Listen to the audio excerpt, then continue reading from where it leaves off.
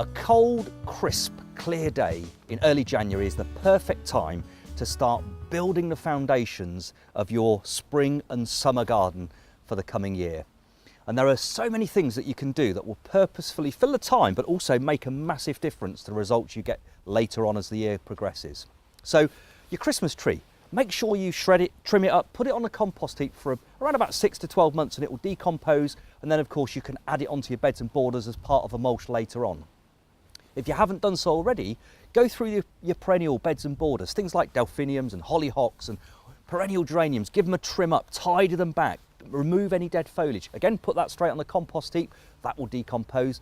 And then put a good layer of mulch all over your beds and borders where those herbaceous perennials are going to grow, because that will keep them in perfect condition through the coldest days of late winter. And of course, other things you can do around the vegetable garden. So if you love rhubarb and you've maybe got some rhubarb crowns, now's the time to get a forcing pot, or on an industrial scale, just get an upside down dustbin, pop it on, big heavy weight on the top. The darkness will bring those lovely light pink spears extending, so you can be really making beautiful sweet crumbles as early as anybody else. Apples and pears really benefit from just a little gentle trim up at this time of year. Trim off any long limbs that are in the way and so on. Just get them tidy so that when they burst into blossom in around about March time, you've got the trees in perfect shape. And don't forget the wildlife. So in the bases of your hedges and so on, you could have hibernating hedgehogs and things like that. So don't be too tidy. Don't be disturbing those at this point, because those hibernating animals may well still be in there. They'll certainly need the warmth of any litter that's at the bottom of those hedgerows. So just leave them be for now.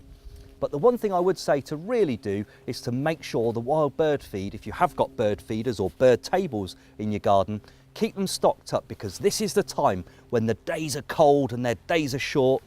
They really do rely on any food source available. So do make sure you're keeping those wild bird feeders topped up with the perfect nutrition that will keep them going through the coldest days of winter.